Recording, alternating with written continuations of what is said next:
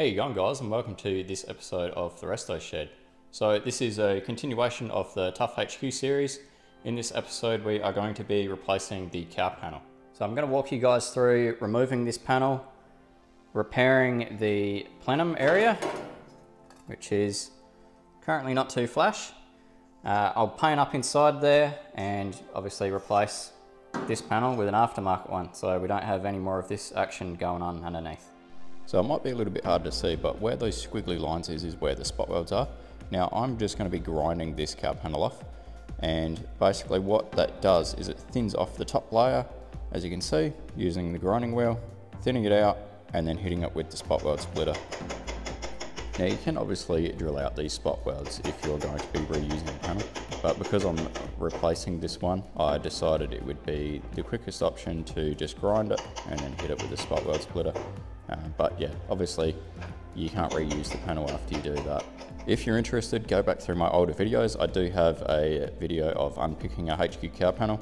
Now obviously that's one that I will be reusing at some point, but yeah, like I said, this one I won't be reusing. So with these sections here, I got in there with a die grinder with a carbide bit, and I ground on the inside of the panel because I just wanted to thin out that little edge on the inside of the weld, and basically that allowed me to peel up that edge, and then obviously I can grind down the rest of the weld at a later stage.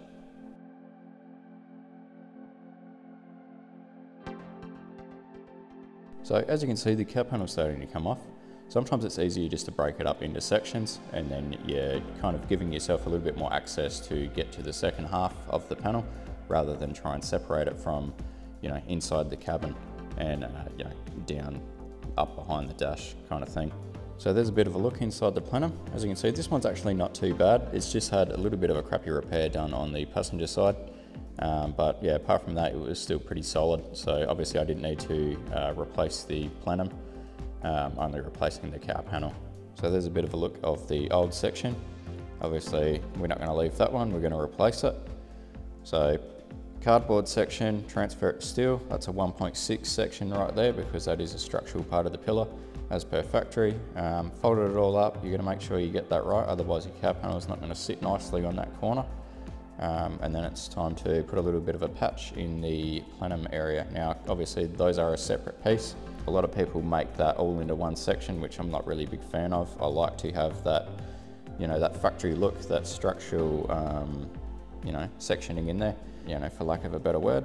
But yeah, cleaned it up. Wire wheel, bit of the rust converter. Obviously give that a lot of time to dry out, and then hit it with 3 coats of epoxy primer.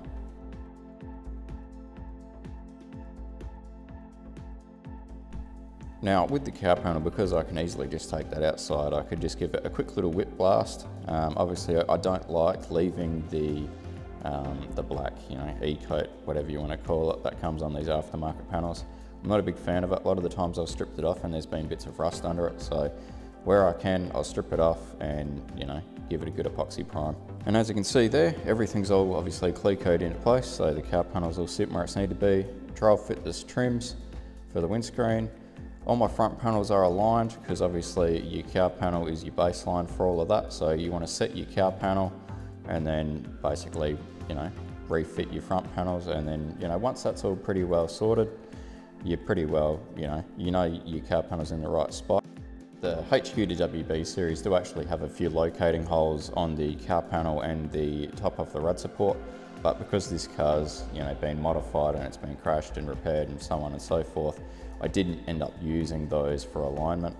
But that might just be something that you might be able to use on your car if it's in a little bit better condition originally. But anyway, we're into the paint process now. So all the epoxy primer, got a 320, 500 and a red Scotch-Brite. Seam seal everything. I coat a wet on wet primer, base coat and then clear coat. Now I do normally just satin black inside here, but the owner requested that he wants body colour. So yeah, that's what we got. So the colour is the original colour for this car, the Sunburst Gold. Obviously that's a familiar colour on this channel, but it's the original colour of the car. I can't argue with the guy for wanting to keep it. So this part's always a little bit daunting for me when you actually have to grinding into the fresh paint and then backmask it and then put your weld through primer on. Now I like to do that after paint, because if I get any weld through primer on top of my gold or black, whatever, I can just rub that off and it's all hunky-dory. But if I get paint on top of weld through primer, it's not going to stick. Anyway, as you can see, all my plug welds are drilled. That's a 7mm hole right there. 6.5mm to 8mm, it's kind of what you sort of want to aim for a plug weld. I find, depending on what you're doing and how thick the metal is, that's sort of, what I kind of work with. Now, obviously, I want to try and keep that paint inside the plenum as nice as possible, so tape all of that off, and, hopefully that should stop any welding sparks. All right, so we're going to pretend that I haven't already welded the cowl panel on the car, and I'm going to show you guys just a little bit on how to do a plug weld.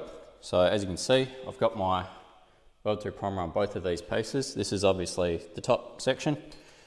I may be cutting my head off a little bit. Hang on. Look at that. Now, I don't know if you can see on this one, but my two outer holes are the Cleco holes, and I've kind of just countersunk those just a little bit because there is obviously a hole in the backside of this panel. So I'm just simulating what it would be like to weld through a Cleco hole. Obviously this one has, the two middle ones have no, extra hole. So I will get this set up and I'll bring the MIG over and I'll show you how to do this. Alright, so you got to make sure that your nozzle's not all full of gunk like this one, because obviously I've just finished off doing a whole lot of plug welds. So grab your pliers and just ream him in there like that. And look at that, she's clean again.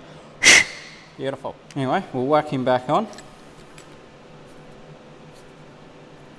Now I'm just going to do a test weld to start off with. So I'm going to do it over here, away from where I'm actually going to do my plug welds, because I don't want that section heating up too much. Always get into the habit of snipping off your wire, because if you're like me and you're lazy, you'll forget to do that and the start of your weld will start off a bit blobby, which is, not really what you want, because you want that first bit of wire to burn. So this should be alright, because it's where I last set it up.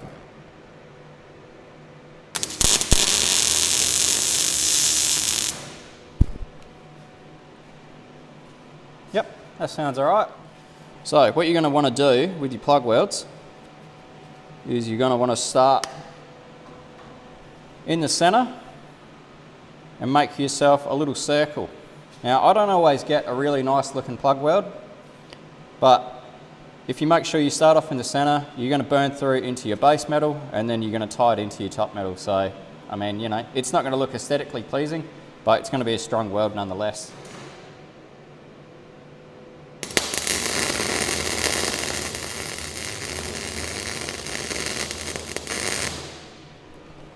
And just like that, if you're an idiot and you don't turn the gas on, you'll end up with a shit weld. Beautiful. We're going to ignore that one. That one's obviously not good. You don't want that one just there. As you can see, I've been welding for years and I have never learnt to double check on the gas is turned on. So, start in the middle. Make sure you can see, this shed hasn't got the best lighting.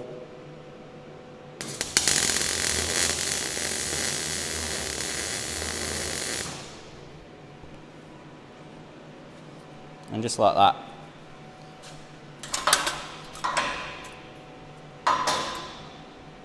So that's him just there. Plenty of penetration. Look, even my gasless one, not as much penetration because it was a bit spluttery. Obviously this is not gasless MIG, so that one's, we're going to ignore that.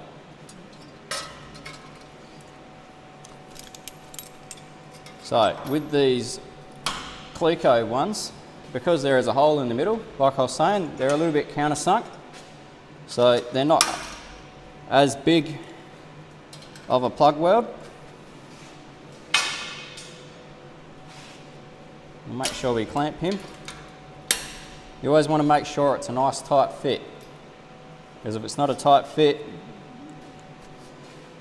it's not going to look good. There's going to be a big lump in the panel.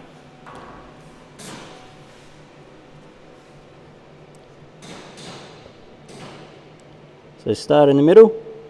Remember, we're filling a hole this time.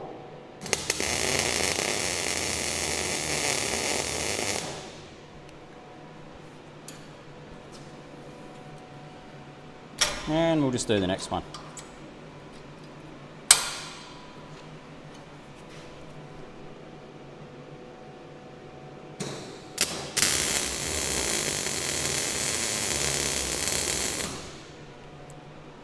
Now, did you hear the difference? Because I did not snip off that first little bit of wire, that was a little bit balled up. That one took a little bit longer to actually start burning. And as you can see, it's actually left me with a little bit bigger of a weld.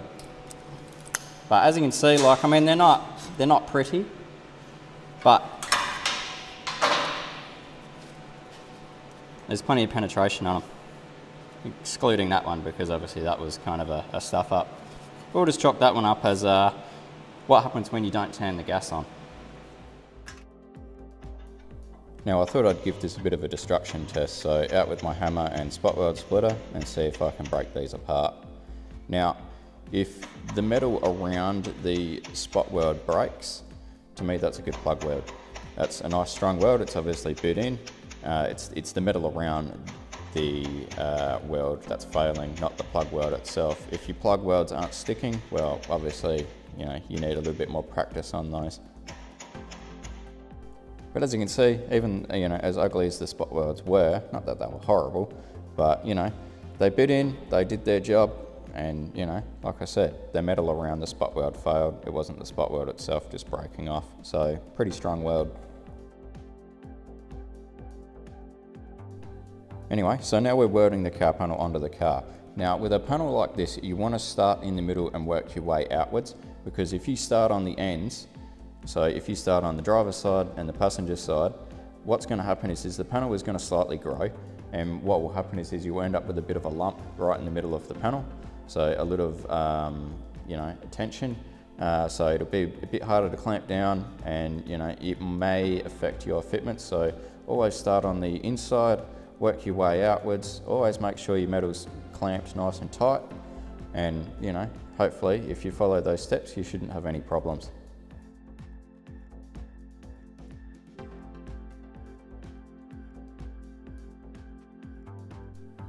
So there's just a quick look of the plug welds all finished off. Obviously I wasn't going to film all of that because it would have taken forever.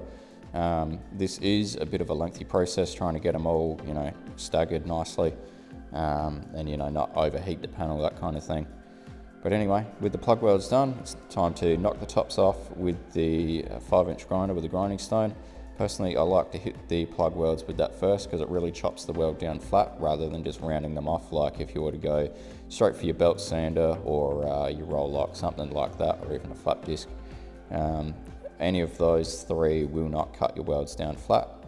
But a little trick that I've found is after you've sort of knocked, you know, 85% of the weld down with your grinding stone, switch to the die grinder with a little cut-off wheel on it, and you can just get it, you know, until it's about, you know, 95% of the way down, and then you can finish off with, you know, roll lock,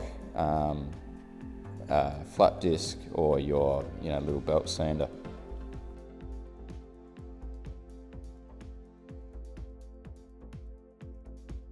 So the belts that I'm using on this one are the 3M Cubitron ones. It's an 80 grit. I find anything coarser than 80 grit, the little bits of abrasive kind of just break off. It probably sounds a bit silly to go for something like an 80 grit if you're grinding a weld down, but no, they last a really long time. You know, even the more expensive belts in the, you know, 36 and, you know, so on and so forth. Anything, like I said, anything kind of below 80 grit, I find kind of breaks up a little bit. Not saying that they don't have their place, but, you know, longevity of the belt, 80 grit is definitely the way to go for this kind of thing. Now, I will mention all of this is obviously in real time. This hasn't been edited down or sped up or anything like that. So what you're seeing here is basically me just finishing off the last little bit of the plug weld. And as you can see, it really doesn't take a whole lot. And, you know, it smooths off the area real nice. And yeah, you'll see it in the end result.